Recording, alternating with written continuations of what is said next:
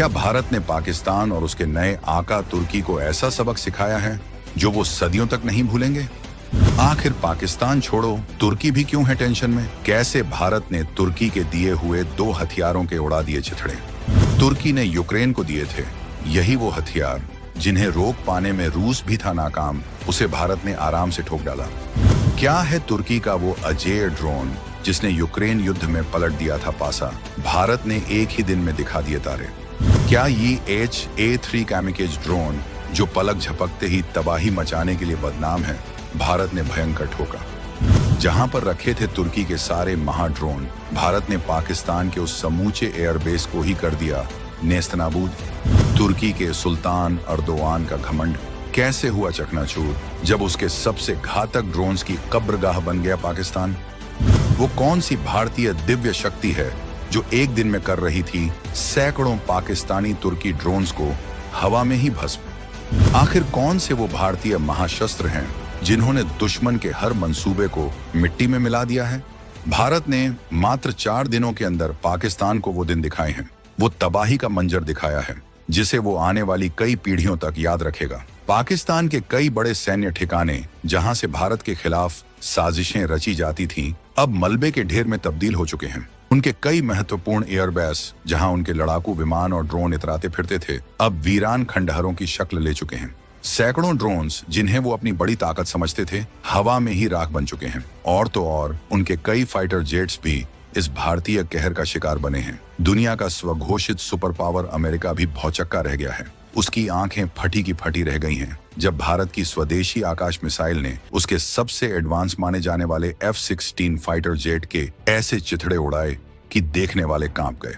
वही F-16 जिसे बेचकर अमेरिका कई देशों से लाखों करोड़ों डॉलर कमाता है और अपनी टेक्नोलॉजिकल सुपीरियोरिटी का दम भरता है, भारत की मिसाइल के सामने पानी भरता नजर आया। ये सिर्फ एक F-16 की बात नहीं है। भारत ने पाकिस्तान के पूरे सैन्य एयरबेस को ही ठोक डाला, उसे नेस्तनाबूद कर दिया। और सबसे बड़ी बात, पाकिस्तान का कुख्यात नूर खान एयरबेस, जहां माना जाता है कि उसके बगल में महज 10 किलोमीटर की दूरी पर पाकिस्तान का परमाणु जखीरा रखा है, वो भी भारत के निशाने पर था। अब इस पूरे ऑपरेशन में एक ऐसा खुलासा हुआ है जिसने न सिर्फ पाकिस्तान बल्कि पूरी दुनिया को हिलाकर रख दिया है। भारत ने सिर्फ पाकिस्तानी हथियारों को ही नहीं बल्कि तुर्की द्वारा पाकिस्तान को दिए गए उन खूंखार ड्रोन्स को भी राख के ढेर में बदल दिया है जिनका लोहा पूरी दुनिया मानती थी।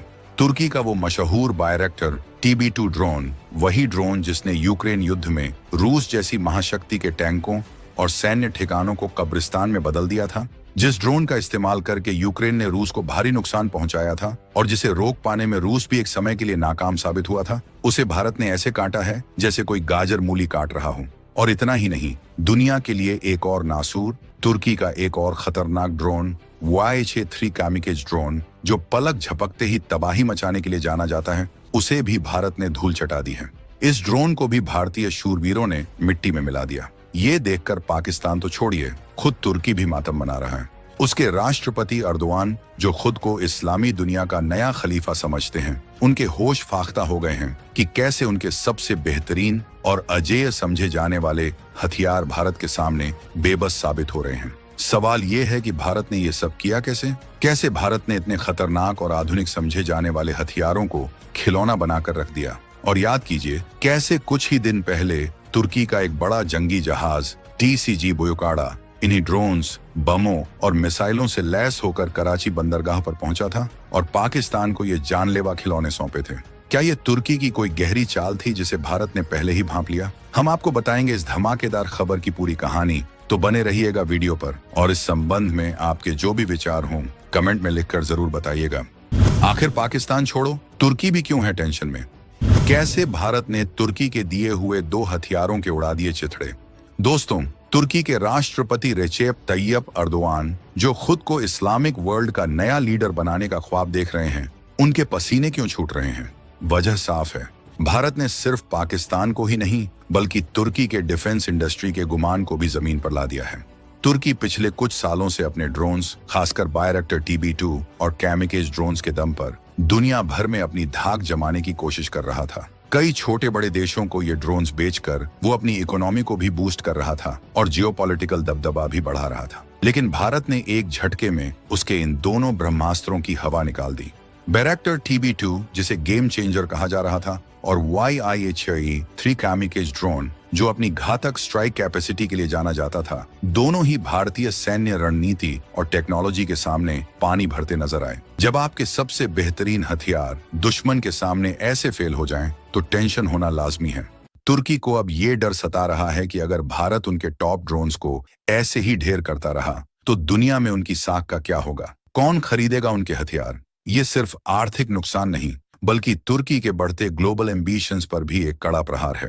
भारत ने दिखा दिया है कि मेड इन तुर्की का टैग कोई गारंटी नहीं है, खासकर जब सामने मेड इन इंडिया की चुनौती हो। बैरक्टर TB2, जिन्हें रोक पाने में यूक्रेन युद्ध में रूस जैसा देश भी हो गया था नाकाम, उनको भारत आराम से कैसे ठोक रहा है? अब आते हैं उस सवाल पर जो शायद सबके मन में होगा। आखिर ये बैरक्टर TB2 ड्रोन, जिसने यूक्रेन में रूसी सेना की नाक में दम कर दिया था, जिसके वीडियोस देखकर दुनिया हैरान थी कि कैसे ये छोटे ड्रोन बड़े बड़े टैंकों और आर्मर्ड व्हीकल्स को तबाह कर रहे हैं, उसे भारत इतनी आसानी से कैसे मार गिरा रहा है? देखिए, रूस और भारत की परिस्थितियों और तैयारियों में जमीन आसमान का फर्क है। यूक्रेन युद्ध के शुरुआती दौर में रूसी सेना शायद इन ड्रोन्स के खतरे को ठीक से आंक नहीं पाई थी। उनके पास शायद उस समय स्पेसिफिक एंटी ड्रोन सिस्टम्स और इलेक्ट्रॉनिक वॉरफेयर स्वीट्स की वो लेयर्ड डिफेंस मौजूद नहीं थी जो इन ड्रोन्स को प्रभावी ढंग से न्यूट्रलाइज कर सके। लेकिन भारत ने इस खतरे को बहुत पहले ही भांप लिया था। भारत ने अपने स्वदेशी electronic warfare systems, advanced radar network और multi layered air defence system पर जबरदस्त काम किया है। हमारे पास ऐसे सिस्टम्स हैं जो इन ड्रोन्स को उनके लक्ष्य तक पहुंचने से बहुत पहले ही डिटेक्ट कर लेते हैं, उनके कम्युनिकेशन को जैम कर देते हैं, उनके GPS सिग्नल को ब्लॉक कर देते हैं और अगर जरूरत पड़े तो उन्हें मिसाइल या लेजर वेपन से हवा में ही भस्म कर देते हैं। भारत की तैयारी सिर्फ हार्डवेयर तक सीमित नहीं है, हमारी टैक्टिक्स और ऑपरेशनल स्ट्रैटेजी भी इन ड्रोन से निपटने के लिए खास तौर पर डिजाइन की गई है। तो जहां रूस को शायद शुरुआती झटका लगा, वहीं भारत पहले से ही तैयार बैठा था। इसीलिए जो ड्रोन रूस के लिए सिरदर्द बना, वो भारत के लिए महज एक टारगेट प्रैक्टिस का सामान बनकर रह गया। क्या है तुर्की का वो बैरक्टर TB2 अजय ड्रोन, जिसने यूक्रेन युद्ध में पलट दिया था पासा? भारत ने एक ही दिन में दिखा दिए तारे। चलिए थोड़ा और जानते हैं इस बैरक्टर TB2 ड्रोन के बारे में, जिसे कुछ समय पहले तक अजय माना जा रहा था। ये एक medium altitude long endurance unmanned combat aerial vehicle है। आसान भाषा में कहें तो ये एक ऐसा ड्रोन है जो काफी ऊंचाई पर लंबे समय तक उड़ सकता है और हमला भी कर सकता है। इसमें हाई रेजोल्यूशन कैमरे लगे होते हैं जो जासूसी और सर्विलांस के काम आते हैं, और ये अपने साथ स्मार्ट माइक्रो म्यूनिशंस यानी छोटे गाइडेड बम और मिसाइल भी ले जा सकता है। यूक्रेन युद्ध में इसकी सफलता का एक बड़ा कारण था इसका स्मार्ट तरीके से इस्तेमाल। यूक्रेनी सेना ने इसे रूसी सप्लाई लाइंस, कमांड पोस्ट्स और बख्तरबंद गाड़ियों को निशाना बनाने के लिए इस्तेमाल किया। इसकी कम लागत और ऑपरेशनल फ्लेक्सिबिलिटी ने इसे कई देशों के लिए आकर्षक बना दिया। लेकिन भारत ने इस अजय ड्रोन को एक ही दिन में तारे दिखा दिए। भारत की multi layered air defence shield, जिसमें advanced radar, sophisticated jamming equipment और सतह से हवा में मार करने वाली मिसाइलें शामिल हैं, इस ड्रोन के लिए एक अभेद्य किला साबित हुई। भारत ने न सिर्फ इन ड्रोन्स को मार गिराया, बल्कि शायद उनके कंट्रोल सिस्टम्स को हैक करके या जैम करके उन्हें मिसगाइड भी किया हो। नतीजा ये हुआ कि जो ड्रोन कल तक हीरो था, वो आज भारत के सामने जीरो बन गया। सिर्फ इतना ही नहीं, ये सारे ड्रोन और हथियार जिस जगह रखे थे, भारत ने उस एयरबेस को ही ठोक डाला। पाकिस्तान का एक महत्वपूर्ण एयरबेस, शायद मियांवाली या कोई और अड्डा, जहां तुर्की से लाए गए चमचमाते बैरक्टर TB2 और YIA-3 ड्रोन्स शान से खड़े थे। पाकिस्तान के जनरल और एयर मार्शल फूले नहीं समा रहे थे कि अब इन महा ड्रोन्स के बल पर वो भारत को चुनौती देंगे। लेकिन भारत ने सीधे उस एयरबेस को ही टारगेट करके ये संदेश दिया कि हम सिर्फ बीमारी का इलाज नहीं करते, हम बीमारी की जड़ को ही उखाड़ फेंकते हैं। आखिर वो कौन सी भारतीय ढाल है जो एक दिन में 400 से 500 पाकिस्तानी तुर्की ड्रोन्स को हवा में ही कर दिया भस्म? ये सवाल हर किसी के जहन में है कि आखिर भारत के पास ऐसी कौन सी जादुई ढाल है, कौन सा ऐसा सुरक्षा कवच है जो एक एक दिन में 400 से 500 पाकिस्तानी और तुर्की ड्रोन्स को ऐसे भस्म कर रहा है जैसे वो कोई मच्छर मक्खी हो?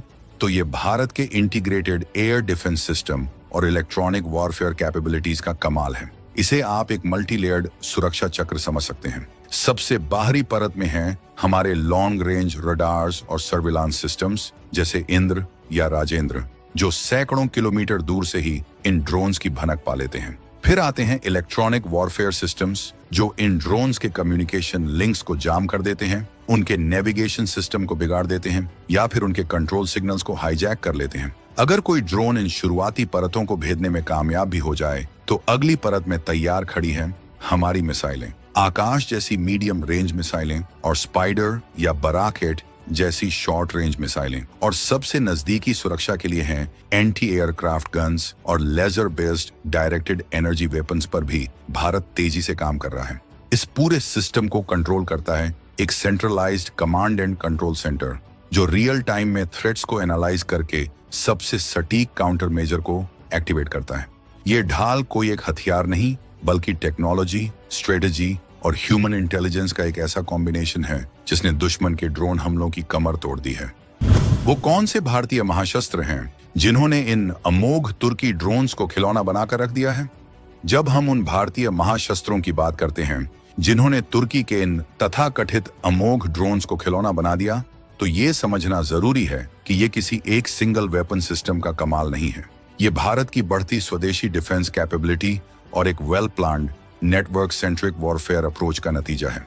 सबसे पहले तो हमारे DRDO और अन्य डिफेंस लैब्स द्वारा विकसित अत्याधुनिक रडार सिस्टम्स जैसे कि उत्तम AESA रडार या वेपन लॉकेटिंग रडार स्वाति, ये दुश्मन के ड्रोन्स को बहुत पहले ही पहचान लेते हैं। फिर आते हैं हमारे इलेक्ट्रॉनिक वॉरफेयर सिस्टम्स जैसे शक्ति EW स्वीट, जो दुश्मन के कम्युनिकेशन और कंट्रोल सिग्नल्स को जाम करने या धोखा देने में माहिर हैं। इसके बाद हमारी मिसाइलों की फौज, जिसमें Akash air defence system, Barak eight और quick reaction surface to air missile शामिल हैं। ये मिसाइलें हाई स्पीड और हाई मैनवरिंग टारगेट्स को भी इंटरसेप्ट करने में सक्षम हैं। और फिर हैं भारत के स्वदेशी एंटी ड्रोन सिस्टम्स, जिन्हें DRDO ने डेवलप किया है। ये सिस्टम सॉफ्ट किल जैमिंग और हार्ड किल, लेजर या काइनेटिक प्रहार, दोनों तरह की क्षमता रखते हैं। इन सब के ऊपर है भारतीय सेना, वायुसेना और नौसेना के बीच बेहतरीन कोऑर्डिनेशन और रियल टाइम इंटेलिजेंस शेयरिंग। यही वो महाशस्त्र हैं, टेक्नोलॉजी का तालमेल, स्वदेशी ताकत और कुशल मानव संसाधन, जिन्होंने तुर्की ड्रोन्स के गुरूर को मिट्टी में मिला दिया। चैनल को लाइक और सब्सक्राइब कर दीजिए।